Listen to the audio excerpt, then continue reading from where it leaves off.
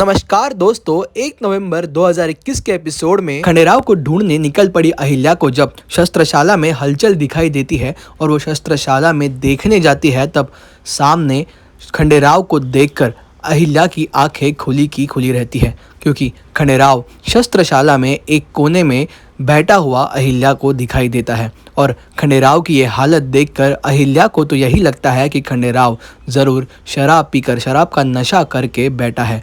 ये देखकर अहिल्या को बहुत दुख होता है और वो खंडेराव से कहती है, अगर मैंने अपनी आंखों से ये देखा नहीं होता तो शायद मुझे इस बात पर भरोसा नहीं होता। अगर आपको शराब की आदत छोड़नी ही नहीं थी तो आपने मुझसे वादा ही क्यों किया, और क्यों कहा आपने कि मुझसे बढ़कर आपके लिए इस दुनिया में कोई नहीं है। मुझे आपसे ये उम्मीद नहीं थी। उससे अच्छा तो आप मेरी जान ले लेते, खंजर भोंक देते मेरे सीने में। ऐसा कहकर अहिल्या रोते रोते वहाँ से निकलने लगती है। उतने में ही वहाँ हरकू रानी साहब हाथ में खाने का थाला लिए आती है और हरकू रानी साहब को देख के अहिल्या चौंक जाती है। रोते रोते अहिल्या हरकू रानी साहब से कहती है, आई साहब, आपने देख लिया ना मैं क्यों बेचैन रहती हूँ। इस पर हरकू रानी साहब अहिल्या से कहती है, नहीं अहिल्या, तुम्हें पूरी बात पता नहीं है। और ऐसा कहकर हरकू रानी साहब अहिल्या को जो पूरी कहानी है, जो हरकू रानी साहब ने अपनी आंखों से देखी, वो बताने लगती है। खंडेराव अपनी शराब की इस तलब के कारण परेशान होता है और शस्त्रशाला में आ जाता है।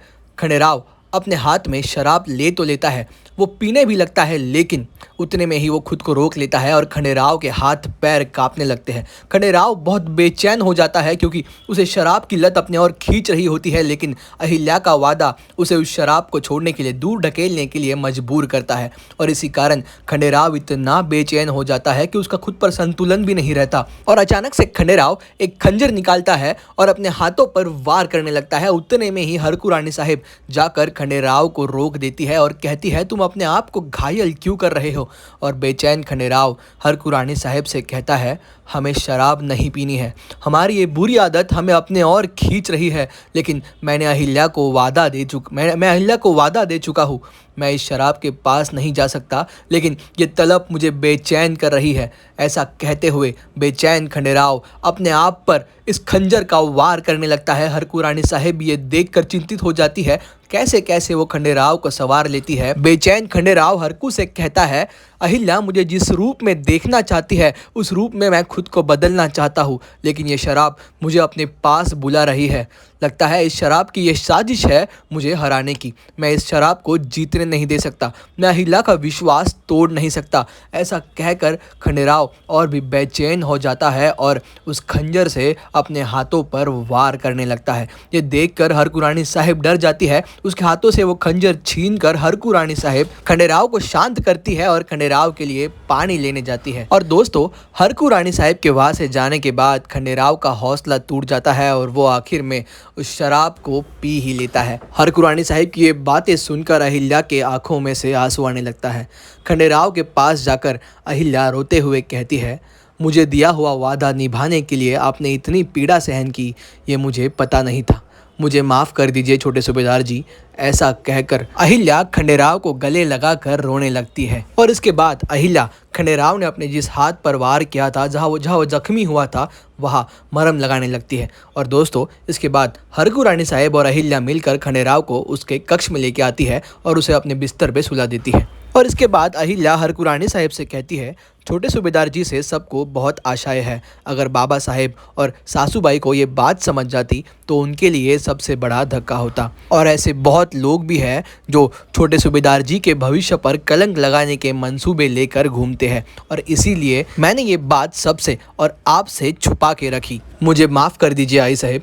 इस पर हरकू रानी साहब कहती है, अहिल्या, हम दोनों का रिश्ता तो हमेशा सहेलियों जैसा ही रहा है, लेकिन मैं इस बात से अचंभित हूँ कि इतना बड़ा दुख तुम इतने दिनों से अकेले सहन कर रही थी। चिंता मत करो अहिल्या, देवी माँ सब कुछ जल्दी ही ठीक कर देगी, लेकिन तुम कभी खंडेराव से नाराज़ मत होना, क्योंकि तुम्हारे चेहरे पर खुशी आने के लिए खंडेराव कुछ भी कर सकता है। और दोस्तों, दूसरे दिन मल्हाराव जी शिव शंभू का दर्शन लेने के लिए मंदिर जाते हैं। तब वहाँ उन्हें परीक्षित दिखाई देता है और वो शिव शंभू पर अभिषेक कर रहा होता है। ये देखकर मल्हाराव जी परीक्षित से पूछते हैं, परीक्षित, आज तो कोई तिथि भी नहीं है, फिर यह अभिषेक किसके लिए। इस पर परीक्षित कहता है, मैं यह अभिषेक मेरे दोस्त खंडेराव के लिए कर रहा हूँ। और इसके बाद परीक्षित बड़े ही नम्रता से मल्हारराव जी से कहता है, बड़े सरकार माफ़ करना, छोटा मुंह बड़ी बात कर रहा हूँ। अभिषेक करने का कारण बस यही है कि आने वाली राजपूताना मुहिम का सेनापति के रूप में मैं मेरे दोस्त खंडेराव को देखना चाहता हूँ। परीक्षित की ये बात सुनकर मल्हारराव जी प्रसन्न हो जाते हैं और कहते हैं, तुम्हारे दोस्त के प्रति तुम्हारी भावना देखकर मैं बहुत खुश हुआ हूँ, लेकिन तुम्हारे दोस्त को अगर सेनापति बनना है, नेतृत्व करना है, तो उसे कह देना नेतृत्व करने के लिए अनुशासन होना बहुत ज़रूरी है। और इसके बाद मल्हारराव जी वहाँ से निकल जाते हैं। और उसके बाद दोस्तों रेणु, अहिल्या की दोस्त रेणु मंदिर में आ जाती है और परीक्षित से पूछती है, क्या आने वाली मुहिम का सेनापति का चुनाव इतना महत्वपूर्ण है जिसके लिए आप अभिषेक करवा रहे हो? इस पर परीक्षित कहता है, हाँ रेणु जी, ये चुनाव बहुत ही महत्वपूर्ण है, क्योंकि खंडेराव ने जो पिछली जीत हासिल की थी वो तो उसने सबके नाक के नीचे से छीन कर ली थी, लेकिन अब अगर इस आने वाली मुहिम का सेनापति उसे नहीं चुना गया तो फिर तो उसे विश्वास हो जाएगा कि बड़े सरकार को उसकी कोई कदर ही नहीं है। दोस्तों आपको क्या लगता है, मल्हारराव जी खंडेराव को सेनापति के रूप में चुनेंगे या फिर नहीं? आपकी राय हमें कमेंट करके ज़रूर बताइए और वीडियो पसंद आया हो तो प्लीज़ लाइक कीजिए और सीरियल के आगे के अपडेट्स के लिए चैनल को सब्सक्राइब करना मत भूलिए। धन्यवाद।